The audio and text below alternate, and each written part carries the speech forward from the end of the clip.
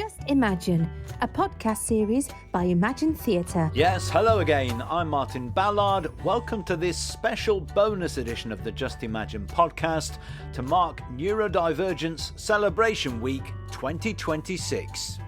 For more information, go to their website at www.imaginetheatre.co.uk. In the last episode, I was joined by Imagine's joint CEO, Business and Marketing Director Sarah Bowden to begin a brand new quarterly series concentrating on a year in the life of a panto producer. In the 100 plus episodes so far, we've met all sorts of fascinating guests, from creatives and backstage team members to celebrities and academics. We've discussed lots of different aspects of the genre, from specific panto characters and titles to how pantomime is produced, its history and its future. There's an index to all of the episodes so far on the Imagine Theatre website, and of course you can catch up with any you've missed where you normally get your podcasts. And while you're there, don't forget to subscribe to the series so that you don't miss out in the future. So as I mentioned before, this is a special bonus episode of the Just Imagine series to coincide with Neurodivergent Celebration Week 2026. It runs from the 16th to the 20th of March this year and continues the aim of helping the world to understand, value and celebrate the talents of neurodiverse minds. It was founded 8 years ago by Sienna Castellon as an initiative to challenge stereotypes and those misconceptions about neurological differences. It's clear that the benefits of theatre for neurodivergent individuals are numerous and well documented, but we should remember that their contributions to the world of pantomime and theatre are equally valuable. So it's really important to empower neurodiversity in theatre and to share insights on how to support neurodivergent individuals so that they can thrive in the creative arts. With all of that in mind, I've been joined by an actor and director who is also head of acting at Lane Theatre Arts. He is himself neurodivergent and organises courses in awareness at drama schools and online, as well as helping companies make their rooms more accessible. Jason Marc-Williams, how are you? I'm really good. I'm so excited to be back chatting with you, Martin. Thank you so much for having me. Do you know, it's been 2 or 3 years now, hasn't it? That's mad, though. I think that's gone so fast. So fast. Let's sort of set the scene then, and let's talk about what neurodiversity is.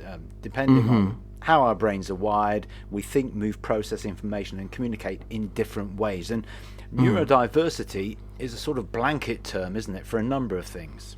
Yes, absolutely. And it can look and feel different for all of those neurodivergent people too, you know. I think I should start by saying that I have diagnosed combined type ADHD. I was actually late diagnosed with this. I was 35 and I'm 40 this year, so it's like 5 years since I got diagnosed. And for me, that just understanding my brain and kind of going, okay, that's why I thought things like that. That's why that something frustrated me, or I thought differently, or I didn't understand that situation, or that wasn't clear enough for me. To be able to now understand my brain, and that's still an ongoing journey where I try to figure things out and I go, okay, I can reflect on that, that's different. I take medication every day for it now, Martin, which has really changed my life, and I'm a great advocate for that, and I know not everybody wants to do that, and that's okay as well, but for me, I can only talk positively about that and how much that's helped me. But also in how I have been understanding my brain. I've been seeing an ADHD coach to help me unpick things, and that's been brilliant because you can manage it from different aspects.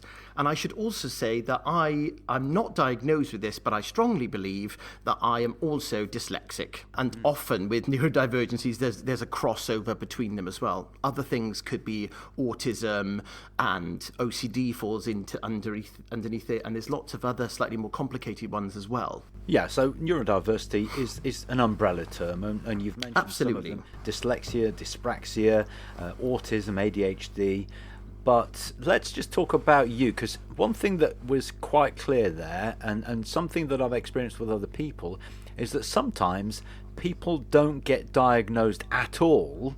How did you come to terms with that in the first place? How did you get diagnosed? It was off the back of the pandemic, which I think that has been an interesting point for lots of neurodivergent people, really. When suddenly our life changed, I didn't understand things, why I had to be restricted into my house. And I was trying to live a life that was quite restrained. And I was still trying to be creative, and I was like, wow, I'm struggling with lots of these things. And so it was off the back of that I dealt with a situation, and I hadn't communicated that clearly to somebody else. And I'd realized that I had actually played out all the scenarios in my mind. I just hadn't said it out loud. And then I realized, gosh, yeah, other people maybe don't think about those things like that, and maybe they do share all of those things. And so it was that situation that made me go, okay, my brain is different perhaps.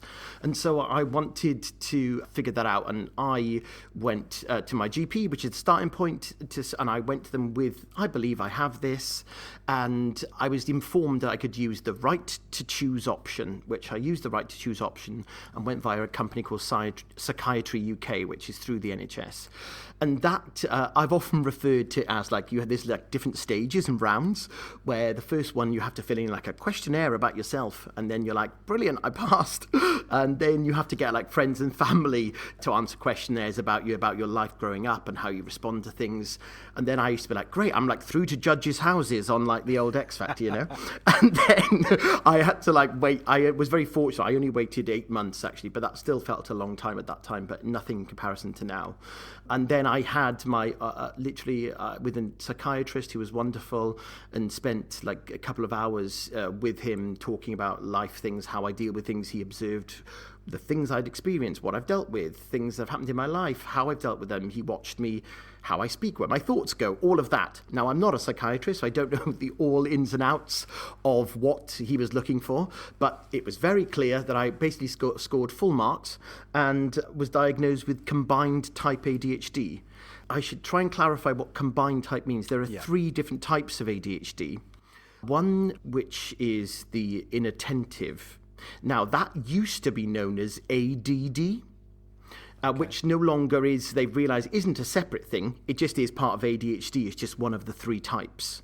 Now, that is often found in female by birth humans. Not always, but that's where we often find that type. Then we have the hyperactivity type, which is the one often that I think we saw growing up, which is referred to as the naughty schoolboy that was in the media, and the one that you see where there was so much energy outward all the time, which got people into trouble. And then the combined type has both of those things as part of it. So there's the inattentiveness and being distracted, with also the hyperactivity and the energy that goes with that. With the inattentive one, it isn't that there isn't hyperactivity, it just isn't outward. Often the hyperactivity is still in the brains, but mine presents outwardly as well as inwardly. I've got it all. And that feels right. And that acceptance of that has made me be a better human. I think I deal with things better. I think I put security in to protect myself more now. I'm aware of situations that can drive me mad or frustrate me, and I can also figure out how I manage that. I think you're absolutely right. That's the key, isn't it? Once you're diagnosed, then you know exactly what you're dealing with, and there can be no misunderstanding about what's going on. It's staggering as well that something like 15 to 20% of the population has a neurological difference. And you mentioned COVID. Let's hear now from Molly Grace Cutler. She's had major success playing Adelaide Adams in the recent UK tour of Calamity Jane, and before that played Carole King in the UK musical tour of Beautiful, as well as appearing in the 2020 Olivier Award-winning show The Worst Witch. And she told me how she discovered she was autistic. Neurodivergency, it's like an umbrella term. It covers a lot of neurodivergences underneath it. I'm autistic. I've spent 26 years of my life just kind of going, I don't know what I'm doing. But everyone, never really fitting in. Everyone always kind of just going, oh, she's just doing her thing. Don't really know what it is, but she's doing a thing, that's for sure. And, I think like a lot of people previous to the pandemic, but sort of leading into the pandemic, through work, I was noticing a lot of I'd not been in the industry professionally that long, maybe a couple of years, but I was starting to notice things that were really being triggered quite a lot through those processes. So I kind of got to lockdown, and we all spent a lot of time with ourselves, and I was like, yeah, I need to talk to someone about this because I'm really not feeling good in myself. And it took the best part of over half a year, but I literally received my diagnosis before starting this job, like maybe a week or so before starting. Yeah. And it kind of was like a wow moment, because you kind of analyze your life like in a 3D model, and you relive moments throughout your life and go, that makes so much sense now. Yeah. That makes so much sense. A great relief in many ways. Hugely. Because, now I know what it is, I can get on with my life and deal with it. Yes, absolutely. And I now know, like, particularly like the things that I found that were triggering through work, I'm able to acknowledge them now and go, oh, I do this not because there's something wrong with me. I'm doing this because this is just how my brain processes something. And it's amazing to be able to acknowledge it and not be scared of it, and not kind of either ignore it so it makes you far, far worse if you're trying to ignore it, or people can have such negative reactions to your reactions to things, because everyone's scared and no one really knows what's going on. So yeah, it is quite a big relief to be able to do something that I love and feel kind of safe in it again. It's good to talk about it as well, Absolutely. Isn't it? I mean, this theatre, this cast, this crew, everyone has been so open and really supportive with me, with everyone. I mean, I'm not on my own. There's plenty of people with neurodivergencies probably in the cast and crew, and everyone is just like, hey, this is me. This is part of who I am. And, sometimes I might struggle with these things, but, I'm working on it and working to accept it and embrace it. And for anybody who wants to find out more about it, big shout out to your agents, because on their website, full explanation, and they're doing a fabulous job. Yeah, Adam is incredible. They're doing such a wonderful job with their agency. I mean, I couldn't believe that I actually found them. It was very sort of like a quick, almost like fate meeting of the fact that I was going through my diagnostic process, and as I was getting my diagnosis, his agency popped up, and I was like, I've never heard of this before. Are you for real? There's actually an agency specifically created for people whose brains work differently. So I got in contact and was like, hi, help me. I've just got my diagnosis. I'm feeling relieved and lost and overwhelmed, and it is so wonderful to be able to have that support that I've craved and I've needed for since obviously leaving drama school and working. I've not had that, and it feels so different in an amazing way. His support is just unreal. It's unmatched. So Molly's experience was so similar to yours, and like the opening of curtains first thing in the morning, everything becomes clear when you're told what you're dealing with, doesn't it? Absolutely, because then you know what you can manage and how you can seek advice if you need to. But just realizing that that's okay and that's what your brain is, I cannot tell you that the security and the confidence, I suppose, in my differences that gave me just knowing those things. So if we apply all of that to a theatre setting, there will be some challenges, won't there? It might be sensory sensitivity or communication and social challenges. It's interesting that a neurodivergent college student described his social experience as, unless I'm controlling the conversation, I have no idea where it's going, I don't know how or when to join in. It's like riding a roller coaster in the dark. The experience left him with two inadequate options, either dominating social situations completely or feeling left out and bewildered. So with all of that in mind, how did this affect you in terms of auditions, the rehearsal process and final performances? For me, it's sometimes the not knowing what I'm walking into can cause me anxiety or panic that I... So that, when you go into auditions, when I think about my entire life, which was going to auditions, and then you're like, I don't know what's going to be in there. And I'm overthinking so many things that I actually forgot to actually just think about the thing that needed to be thought about, which was the actual audition material or what I was doing it. But there were so many other things in my mind that I was uncertain of. And then when you get in there, you're like, wow, wasn't expecting these people so many things to be distracted by. The lights are bright. Wow, I wasn't expecting that. There's a window. That's how my brain works constantly. And that can be very much when you're in a rehearsal room as well. That environment is so important to get right. And we can't consider that all the time. But I think being aware of people in a cast who may be affected by overhead lighting, or just actually if there's a window behind the creative team table, maybe that's not going to be as useful for my brain. Maybe we could turn the rehearsal room round so that's behind me. Do you know, like little things like that, you can't believe how much of a difference they would make for people. Amongst the other challenges can be time management. But let's, on this celebration week, talk about the strengths as well.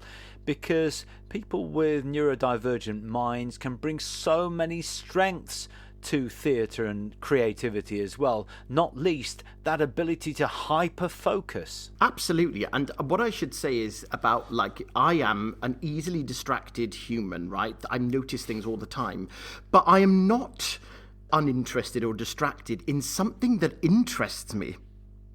So, like, theatre and panto, and I've had this obsession for a long time. I like to know who's where, what company's doing what. And like, because it's like a specialist subject for me. Do you know what I mean? And so I can't get bored of that, because that's like something that really interests my brain. So the hyperfocus is really important to know. You can't turn on the hyperfocus and you can't turn off the hyperfocus.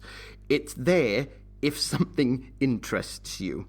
And I think that's really important. But when it is there, I can achieve things that some other people wouldn't achieve in a week, and I could achieve that in an hour. Because I'm like, no, this can slot into place. I understand that. I know how to communicate that. I know how to solve that. Which, for me, being a director, works so good for my brain. Because I'm like, I see all the pieces moving together. I can create the pictures without people in the room, and I can solve that. And that must mean you move there in the text. And I can see all those pictures, and I can hyper-focus until that's perfect. Which can have a little bit of a downfall if you're in a room where I'm like, that's not solved, because it can hurt me a little bit. I'm like, that feels uncomfortable. And it potentially hurts my brain more than maybe it would hurt somebody else's, if that makes sense. It's fascinating, because research that's been carried out has shown that neurodivergent performers often have a deep, unwavering passion for their craft and can bring what is an incredible level of creativity. And it's also interesting to know that, and Molly said it in that interview, her brain is wired differently. That's the only thing, the only difference.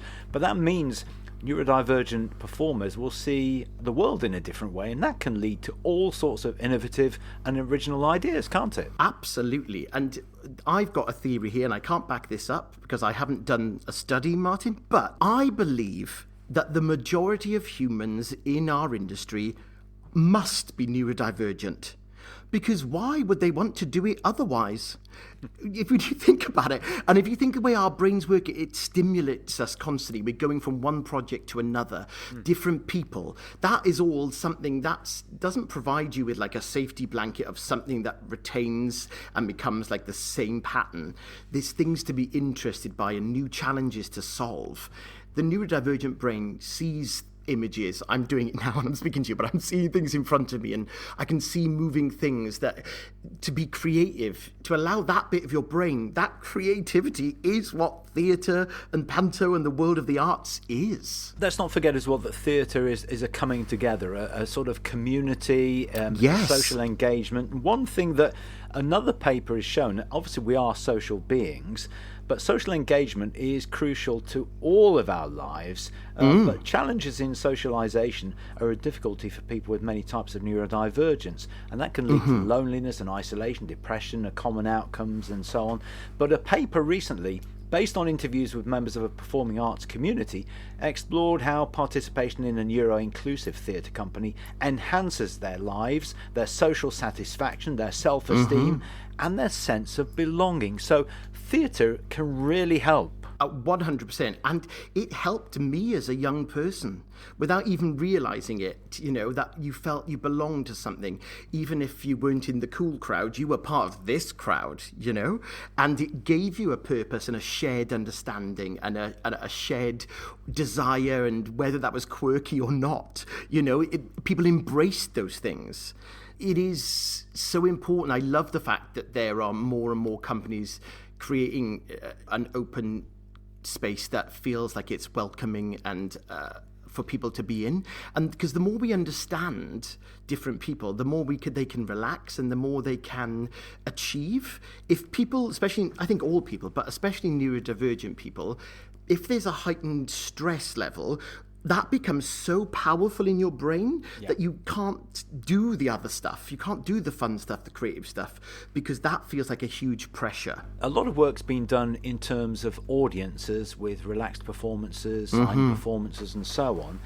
But the theatre sector really has to step up a little bit, I think, in creating environments for people, to enable them to harness what we might describe as superpowers, because they are totally different ways of looking at theatre, and so their creativity can thrive. You've been doing a lot of work in this area. What are the key things that companies should think about in terms of auditions, rehearsal rooms, and any sort of space using neurodivergent performers, crew, and so on? I think that clarity of information is so important. And if you can, with a team, whether you're in a production company, whether it's students, the more clear communication you can give people in advance, that means that they can prep themselves and not have to worry about certain things, and they know where they have to be, and there's no uncertainty about that. And they know what they need to prepare, and they know what they need to achieve, and they know what the ask is for the next day. Do if you think about things like with the calls, sometimes the more specific your calls can be for the next day. If it's at 11 o'clock, we're doing scene 11, then my brain knows we're doing scene 11. If we're I'm going to put these two actors here and I'm just going to call them, I'm well, what does that mean? What could it be? I think clarity of information in any sense is really, really valuable to people. Yeah. And I also think that just having an awareness, starting by asking the question, asking, do they have, what are their neurodiversity, and do they have any access needs? Because access needs, when we think about often as with other disabilities, physical disabilities, that becomes quite clear. Yeah. But sometimes the access needs for someone who's neurodivergent is different and can be quite simple, but could make a massive difference to that human. And I think us asking questions of how we can help people is really important. But also I want to say that shouldn't mean that the level of expectation or the level that we expect something to get to, and we still want detail, we still want clarity, we still want the output to be fantastic. I don't ever want to, in a college setting or in a theatre company, think, oh, that's going to lower the standards. No, we should still have high expectations. We just need to create an environment for everyone to be able to get to that high standard. That's the key, isn't it? Because you're going to get the very best out of any auditionee or any performer if you create an environment that they're comfortable in. Absolutely. Honestly, I cannot tell you. There's been so many rooms where I've walked into and I just feel just the energy or the way people look at you, and my brain is so uber sensitive to those things, and it can suddenly make me not feel comfortable. I feel very fortunate over the last couple of years because I've been pushing the awareness. I want to talk about it. When I was growing up, I didn't have people in front of me in a room who were open about their struggles or their differences. And so I've made it, since I got diagnosed, I've made it sort of a mission, really. I often say I want to be like the poster boy for ADHD in education and theatre, and I'm okay with that. I share my thoughts online. I think it's important, and I've found that so many people have reached out to me saying, thank you for talking about this stuff, because it's made me realise I maybe think that way. And lots of colleagues that I've worked with, I've been very fortunate here at Lanes since I've worked here, that I now do annually my workshop, which my workshop is called Embracing Neurodiversity. And the first level of that is just giving people an understanding of the vocabulary, the meanings, what things could look like, and providing them with a language, I suppose, so they're aware of it. That awareness is key to begin with. And then saying, if you did these little things here, that actually it would make a huge difference. And so giving people sort of like teaching tools that they can easily adapt the rooms that they're in without lowering their standards of expectation from the humans. And I've loved that. And I've been running at Elaine. I ran one at Emile Dale when I was there. And I've been working closely with a franchise theatre company.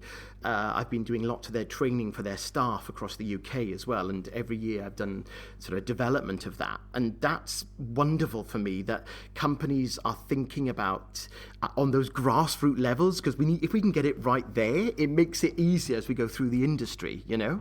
Yeah. And so whether that's a Saturday morning acting, dance, singing class you go to, if that's an environment there where people are using language that is welcoming and is useful, the importance to get it right there, for me, is massive. Yeah, and it's great, the stuff that you're doing as well, and talking about it is great because, as we've said, particularly with young people, they may never have been diagnosed and they don't know what they're looking for. So talking about it might raise some flags for them to pursue that. In terms of an audition room, a rehearsal space and so on, what about the geography of it, how you set it out and so on? We talked about sensory overload and stuff like that. How do you bear that in mind in any rehearsal room or for any audition? If you've got a room that's got some natural lighting and it's in the day, that's always going to be better, I'd say. That's always going to help people. But also, we can't always do that, and that is okay, but maybe just let people know if there's like the lighting, just to let you know, the lighting's quite harsh in here, but that's all right. And often if you call it out when people are aware of things, it becomes less of a problem almost. Yeah, and that's exactly what you said earlier, because if you inform people that the lighting might be tricky, or it's a hard surface, or whatever, the room that we're in has this sort of issue, you're preparing them. It's the unexpected that really does mess you up, isn't it? And I tell you something like simple for me, which has changed my life, and now I just always do this, and when I accepted it, I figured it out, is that literally reading text, black text on white paper, I cannot tell you how hard it is for my brain. It actually hurts me, Martin. Wow. I now primarily use any text, and Imagine are very good, they send me this. I have mine printed on a light green paper. Mm-hmm. And I cannot tell you just that, the difference it makes for my brain is unbelievable. I used to think, wow, why have I got an issue with reading? I don't have an issue with reading. It actually was just what it looked like on paper that used to really hurt my brain. And so many of my students here, and I often say to them, if we're aware of what colour paper they use, we've got all the different colours, and we make sure stuff is printed for them in that. But also I say to people who are undiagnosed, I sometimes go, do you want to just try that for a minute for me? And it works, and it's different. It's just not as offensive. And so that takes away a barrier automatically that actually was just giving you a headache or you were fearful of. It gives you like a warmth and okay, I can work through this. I mean, it's interesting at Lane, you're talking about, the students there, and again, many of them, if they are neurodivergent, may not have thought about it, certainly haven't been diagnosed, but actually those formative years as a performer could change your whole career in the future, because if you struggle at that stage, you may never get to a stage where you can, do it professionally. It needs to be diagnosed earlier, doesn't it, really? Absolutely. Also, if we can get those people to be aware of this and talking about it at this level, it means that hopefully our practitioners of the future are going to all have an awareness and help other people and be more forthcoming to share their own views or share their own struggles. People respond well to me, I think, in a rehearsal room and in a classroom, because I'm here, I'm like flaws and all. They see my struggles. I don't try and hide those struggles. I call them out, and I'd say, oof, this is hard right now. To be honest, today I've had a really good day, but I've had to listen to a lot of text all day today to get through some assessment material. And actually, at one point in the day, I was like, I just need to take 5 minutes, team, because I'm not going to give you the best of me. I need to just step out for a second because my brain's struggling. And I think that openness has helped them be more open and relax more and stop masking in the room around me and allow them to be silly and allow them to be a little bit awkward and know that that's okay. I've heard a couple of cases of a couple of actors actually who are autistic, and they both are fabulous performers, but socially in a rehearsal room and through the audition process for that matter, they really struggle. And what they do on first day of rehearsals is they explain exactly what their condition is and how they cope with it, so that actors who are also in the room understand if they're a bit distant, or if they're off in the corner, or they're not communicating as often as other actors. People understand then, don't they? Of course they do.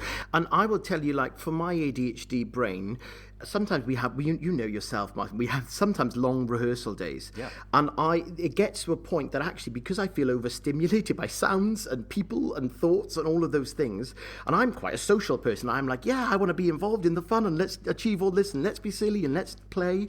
But there are some points in the day where I'm literally like, oh my goodness, I want to retreat. I don't want to be around anyone. I don't want to listen to any sounds.